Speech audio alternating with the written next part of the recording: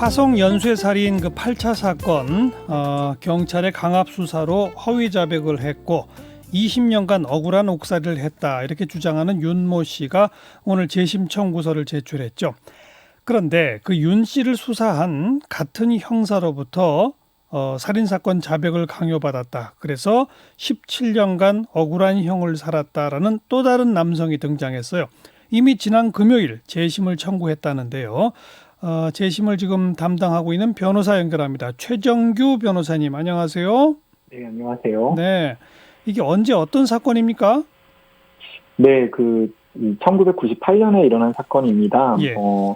이제 스웨터 공장에서 일하던 여성이 변사체로 화성에서 발견된 사건인데요. 예. 아마 98년이면 이제 그 화성 연쇄살인 사건이 이제 벌어진 이후에 한 4, 5년 정도 후의 일이었는데 예. 다시 이런 연쇄살인 사건이 일어난 게 아니냐라고 해서 세간의 주목을 받았던 사건입니다.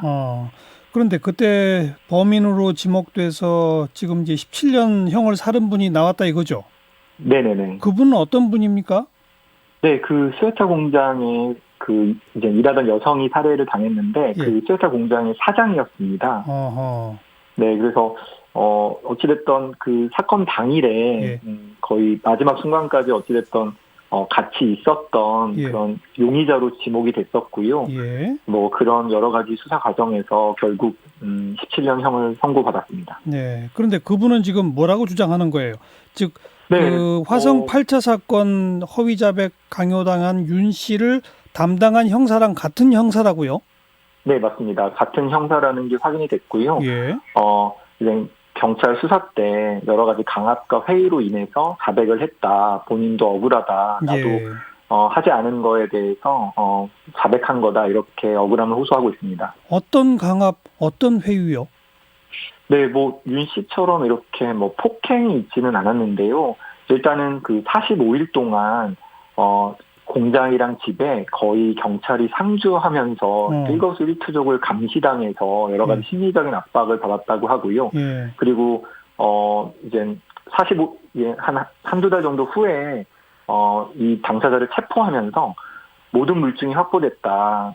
자수를 하면 예. 한 2, 3년 정도 살 수 있게 해주겠다. 그러니까 예, 그런 식으로 회유를 했고 또 이거는 윤 씨 쪽에서도 나왔던 얘기인데 이제 밤을 새운 채 철야 수사를 해서 이렇게 심리적으로 굉장히 어려운 상황에서 자포자기하는 심정으로 자백을 한 거다라는 그런 것들을 주장하고 있습니다. 근데 명시적 폭행이나 이런 건 없었다? 네네네. 그런데 그냥 강압 또 뭐 45일 동안 공장과 집에 거의 상주하며 감시했다. 아무리 그렇다 하더라도 자기가 저지르지 않은 살인을 내가 살인을 했다라고 자백을 했다는 거 아니에요? 네, 이 부분이 저도 좀 어찌 보면 일반인들 입장에서는 어떻게 그럴 수 있나라고 그러니까요. 하는데 예. 여러 지금 뭐 심리학적으로 꼭 고문과 어떤 구타가 없다 하더라도 여러 가지 심리적인 압박으로 인해서 자백을 할 수 있다. 물론 뭐 저도 사실 45일 동안 그런 심리적 압박을 당해보지 않았기 때문에 뭐 그래도 이게 폭행이나 상해가 아니라 살인인데 어떻게 자백을 했을까? 사실 이런 의문이 들기는 하는데 그 당시에 이제 경찰들이 했던 여러 가지 어떤 압박이라든지 심리적인 수단이라든지 이런 부분들에 대해서 사실 뭐 당사자는 그걸 일기장에 다 기대를 나중에 하셨더라고요. 그래서 그런 걸 한번 읽어보니까 우리가 이 경험해보지 못한 이 45일 동안의 어떤 것들로 인해서 그분이 자백을 한 거에 대해서 뭐 너무 좀 폄하해서는 안 되지 않을까라는 생각을 했습니다. 네. 그 자백 말고 다른 물증들이 또 명백하게 있었던 건 아닌가요? 네, 거의 없었습니다. 없었어요. 일단은 네네 이 뭐 살해 이제 범행 도구로 사용했다고 하는 망치나 또 피고인의 옷에서 전혀 혈흔이 발견되지 않았거든요. 그리고 뭐 공장에서 살해를 했다면 굉장히 다량의 피가 많이 됐을 텐데 뭐 그걸 닦았다고 하는 대걸레 이런 것들에 대해서는 전혀 혈흔이 발견되지 않았고요. 다만 그 공장에는 이게 그 당시 때 이제 미싱을 돌리는 곳이라서 이제 손을 많이 베이고 이제 여러 가지 이제 어떤 그런 상황들이 있었는지 일단 공장 내에서 혈흔이 검출되긴 했는데 그게 피해자의 혈흔이라고 하는 증거는 전혀 없었고요. 그냥 네, 다량의 혈흔 반응이 있다. 이 반응이라는 것도 나중에 이제 루미놀 검사를 통해서 했던 반응이기 때문에 사실은 이게 어떤 잘못 반응하는 경우도 분명히 있을 수 있거든요. 예, 여러 가지. 예. 그래서 그냥 단순히 공장 내에서 혈흔 반응이 생겼다. 뭐 이제 이런 정말 좀 정황 증거만으로 사실상 예. 문제가 확정이 됐습니다. 예. 그 본인은 1심에서 이제 허용 받고 계속 뭐 나는 허위 자백했다라고 주장했답니까? 재판 과정에서도? 네, 이제 검찰에서까지 자백하고 법원 단계에서는 계속 나는 허위 자백했다라고 무죄를 주장했지만 네.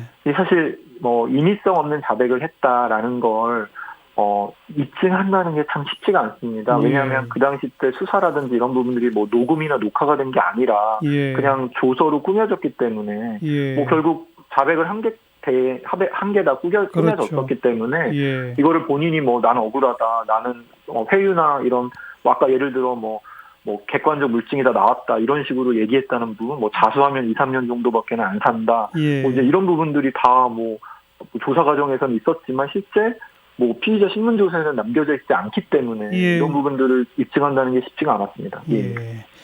그리고 17년 형을 만기 다 살고 출소한 거죠. 네, 딱 17년 다 살고 2015년 11월 8일에 만기 출소하셨습니다. 근데 출소하자마자 재심을 청구했다가 기각됐다면서요? 맞습니까? 출소하자마자가 아니고요. 예. 교도소 안에 있으면서 이분이 너무 억울해서 2013년에 재심 청구를 혼자 하셨습니다. 교도소 내에서요. 예. 교도소 내에서 재심 청구를 혼자 했는데 기각됐다. 네네, 근데 맞습니다. 현행 법률상 재심 청구가 기각되면 동일한 사유로 다시 신청할 수 없다는 게 맞지 않나요? 네, 맞습니다. 그래서 그 당시 때 이제 여러 가지 경찰들이 증거 인멸을 했다, 직무유기를 했다 이런 식의 어떤 사유를 들었는데 예. 그래서 저희가 이번 재심에는 그런 어떤 부분도 배경으로는 설명했지만 예. 본격적으로 이 수사가 굉장히 비과학적이었고 여러 가지 그런 수사기관의 어떤 오판이 있었다라는 점에 저희가 좀 주안점을 뒀습니다. 그러니까 재심 청구 사유를 조금 변경해서 이번엔 청구하셨다 이 말이군요. 네, 맞습니다. 그런데 그 같은 형사로부터 강압 수사로 허위 자백했다는 그래서 20년 살고 나오신 그 윤모 씨의 경우는 그래도 네네. 이춘재가 8차 사건도 내가 범인이다라고 하면서 네, 진범만이 할 수 있는 그런 진술 같은 것을 내놨다는 게 유력하게 재심이 받아들여질 가능성을 높인 증거가 되고 있지 않습니까? 네, 맞습니다. 근데 반대로 지금 이 경우는 그런 경우가 아니라서 네, 맞습니다. 재심 청구가 받아들여질까요? 네, 저희도 그 부분에 대해서 굉장히 좀 이게 쉬운 사건이 아니다라고 생각을 하고 있고요. 다만 저희가 지금 파악하고 있는 여러 가지 뭐 그 당시 때 화성경찰서와 국가수가 오고 갔던 여러 가지 회신 보고서 이런 부분들에 대해서 최대한 어떤 과학적이지 않은 부분들, 특히 저희가 주안점을 두고 있는 거는 피해자의 혈액형이 최초에 O형으로 지목을 했다가 나중에 A형으로 바뀐 부분이 있는데 그게 상당히 지금 저희가 여러 대학교의 법의학교실에 쫓아다니면서 확인한 결과 굉장히 비과학적으로 결국 껴맞추기식으로 피해자의 혈액형이 바뀌어진 부분이 있기 때문에 사실 이 부분에 저희가 좀 주안점을 두고 있고요. 근데 정말 그 화성 8차 사건처럼 그렇게 진범이 나타나지 않는 이상 사실상 이런 부분들이 재심이 열리고 무죄를 받는다는 거는 정말 쉬운 과정은 아니고 어렵다는 것도 저희가 너무나 잘 알고 있고 하지만 본인이 이렇게 억울해하고 또 실체적 진실을 발견해야 되는 것이 또 어찌됐든 형사소송법의 취지이기 때문에 저희는 끝까지 노력을 할 생각입니다. 저희도 한번 결과를 지켜볼게요. 고맙습니다. 네, 감사합니다. 네, 최정규 변호사였습니다.